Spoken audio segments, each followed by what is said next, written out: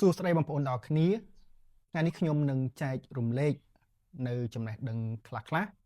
ទាក់ទងនឹងសម្រាប់បងប្អូនដែលចង់ធ្វើតសញ្ញាណប័ណ្ណថ្មីតសុពលភាពតសញ្ញាណប័ណ្ណតើបងប្អូនត្រូវធ្វើយ៉ាងដូចម្ដេចដើម្បីកុំឲ្យខាត់ពេលនេះគឺជាបទពិសោធន៍ដែលខ្ញុំបានជួបកន្លងមកផ្ទាល់នៅពេលដែលខ្ញុំទៅធ្វើការតសុពលភាពតសញ្ញាណប័ណ្ណទី1បងប្អូនត្រូវមើលការណែនាំរបស់គេថាគេតម្រូវឲ្យត្រូវរៀបចំឯកសារអ្វីគេខ្លះបងប្អូនមើលឲ្យយល់ចាំបងប្អូនទៅកាន់ទីតាំងធ្វើអត្តសញ្ញាណប័ណ្ណអញ្ចឹងណាបងប្អូនទី2បើសិនជា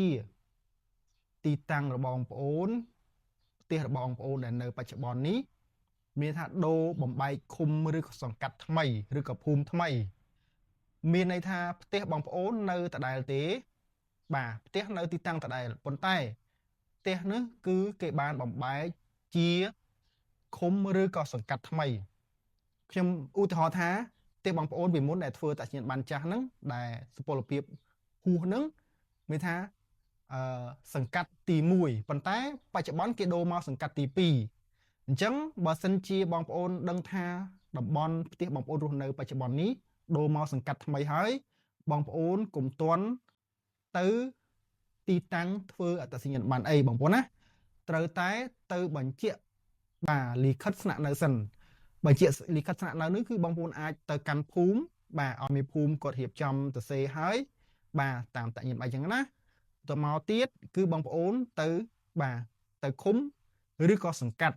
សង្កាត់មានការសញ្ញេមានអីទៅអញ្ចឹងបងប្អូនអាច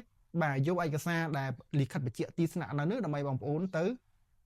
ធ្វើអត្តសញ្ញាណប័ណ្ណថ្មីបានបន្តសុពលភាពហ្នឹងណាហើយយើងកាន់អត្តសញ្ញាណប័ណ្ណចាស់យើងទៅផងអមជាមួយនឹងលិខិតបញ្ជាក់ទីលំនៅហើយឯកសារយើងត្រូវ copy មានសម្បត្តិកណ្ដោតជាដើមមានសិភៅគ្រួសារយើងដាក់អមទៅបងប្អូនណាអមទៅហើយយើងទៅកាន់កន្លែងធ្វើតញ្ញាណប័ណ្ណថ្មីបើសម្រាប់ស្រុកភូមិនៅទៅធ្វើតាមភូមិបងប្អូនស្ដាប់ការណែនាំរបស់មេភូមិមេឃុំទៅបើសិនជានៅទីក្រុងភ្នំពេញសម្រាប់បងប្អូនដែលធ្វើតញ្ញាណប័ណ្ណនៅផ្សារទំនើបអ៊ីអនបងប្អូនត្រូវមើលម៉ោងគេចូលម៉ោងណាបងប្អូនម៉ោងគេចូលម៉ោងណាហើយម៉ោងគេអត់ធ្វើការថ្ងៃណាជាទូទៅថ្ងៃច័ន្ទអង្គារគេអត់ធ្វើការទេគេធ្វើចាប់ពីថ្ងៃពុធដល់ថ្ងៃអាទិត្យហើយម៉ោងបងប្អូនមើលម៉ោងគេម៉ោងប្រហែលម៉ោង9ជាងរហូតដល់ម៉ោង11ជាងហើយពេលថ្ងៃម៉ោង1ជាងរហូតដល់ម៉ោង4អញ្ចឹងបងប្អូនស្ដាប់ម៉ោងគេច្បាស់បងប្អូនទៅគឺមិនខកជើងទេហើយពេលបងប្អូនទៅគឺបងប្អូនអាចទៅតម្រង់ជួរតាមគេជួររហូតពេលដល់លេខរៀងយើងហើយយើងអាចយកឯកសារឲ្យមន្ត្រីទៅសម្រាប់ការបំពេញឯកសារនៅពេលដែលបងប្អូនបានលេខរៀងហើយនៅទីតាំងធ្វើអត្តសញ្ញាណប័ណ្ណនៅផ្សារទំនើបអ៊ីអនអញ្ចឹងនៅក្នុងកន្លែងការិយាល័យគឺគេមានតុឲ្យយើងទៅសេមានប៊ិចហើយនៅមុខហ្នឹងគេមានបិទបងប្អូនណារបៀបបំពេញយ៉ាងម៉េចគឺបងប្អូនមើលទៅបងប្អូនមើលតាមគេទៅថាគេបំពេញឈ្មោះយ៉ាងម៉េចកន្លែងណាដែលគេមិនដាក់កន្លែងណាដែលគេដាក់ព្រោះជាទូទៅបងប្អូនខ្លះគាត់អត់បានដឹងពីរបៀបបំពេញឯកសារនៅកន្លែងដែលយើងធ្វើអត្តសញ្ញាណប័ណ្ណទេបងប្អូនខ្លះក៏គាត់ឲ្យមន្ត្រីគាត់ជួយប្រាប់ជួយណែនាំអញ្ចឹងទៅប៉ុន្តែអ្វីដែលងាយស្រួលគឺបងប្អូនអាចមើលទៅដោយសារខាងមន្ត្រីគាត់បានបិទនៅលើផ្លាកនៅលើកញ្ចក់ឬក៏លើតុហ្នឹងបំពេញយ៉ាងម៉េចគឺបងប្អូនមើលទៅកាលពីខ្ញុំទៅនេះគឺខ្ញុំអត់បានមើលគោលការណ៍គេឲ្យច្បាស់ទេខ្ញុំគិតថាតំបន់ដែលខ្ញុំរស់នៅនេះគឺវានៅដដែលជាក់ស្ដែងគឺផ្ទះយើងនៅដដែលប៉ុន្តែអ្វីដែលមិនដដែលគឺគេបំបែកគេបំបែកសង្កាត់ថ្មីខ្ញុំឧទាហរណ៍សង្កាត់ទី1វាឡើងសង្កាត់ទី2អញ្ចឹងយើងតម្រូវឲ្យយើងបញ្ជាក់ទៅជាសង្កាត់ទី2វិញអញ្ចឹងណាបងប្អូនអញ្ចឹងបងប្អូនមើលឲ្យអស់អញ្ចឹងកាលនោះខ្ញុំអត់ដឹងទេលេងខ្ញុំទៅតម្រង់ជួរខំតម្រង់ជួរចាប់លេខរៀងគេនៅផ្សារទំនើបអ៊ីអនគឺយើងបានធ្វើការតម្រង់ជួរចាំដល់យូរដល់ពេលដល់ជួរហើយយើងឲ្យឯកសារទៅខាងមន្ត្រីមើលគាត់ថាយើងដោយសារពីមុនយើងនៅសង្កាត់ទី1ឥឡូវវាចេញសង្កាត់ទី2អញ្ចឹងត្រូវទៅបញ្ជាក់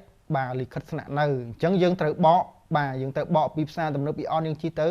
ទីតាំងមូលដ្ឋានដែលយើងរស់នៅហើយយើងទៅបញ្ជាក់លិខិតនឹងបាទអញ្ចឹងយើងចាយពេលមួយថ្ងៃរហូតដល់ពេលថ្ងៃស្អែកបានយើងអាចមកចាប់លេខរៀងម្ដងទៀតតម្រង់ជួរដើម្បីបំពេញឯកសារហើយចូលទៅក្នុងកន្លែងការិយាល័យអញ្ចឹងបងប្អូនមើលទៅណាពេលដែលយើងតម្រង់ជួរយើងបំពេញឯកសារហើយមានលេខរៀងលេខ1លេខ2លេខ3លេខ4លេខ5លេខ6លេខ7បងប្អូនមើលតាមគេទៅបាទអញ្ចឹងបងប្អូនចុងក្រោយគេនឹងគឺលេខរៀងទី7គឺកន្លែងគេថតឲ្យបងប្អូនណាហើយពេលយើងថតហើយគេនឹងចេញប្រកាន់ដៃយើងក្នុងការដែលយើងចេញប្រកាន់ដៃនេះគឺបងប្អូនអាចទៅយកខ្លួនឯងក៏បានឬក៏បងប្អូនអាចឲ្យខាងដឹកជញ្ជូននៅកន្លែងហ្នឹងដែលគេសហការគ្នាខាងប្រៃសណីហ្នឹងអញ្ចឹងបើសិនជាពេលបានខាងប្រៃសណីនឹងដឹកបងប្អូនដឹកដល់ទីតាំងបងប្អូនអញ្ចឹងណាហើយតម្លៃហ្នឹងគឺមានតម្លៃតាមទីឆ្ងាយអញ្ចឹងថ្ងៃនេះមានតែប៉ុណ្្នឹងសូមអរគុណសូមជម្រាបលា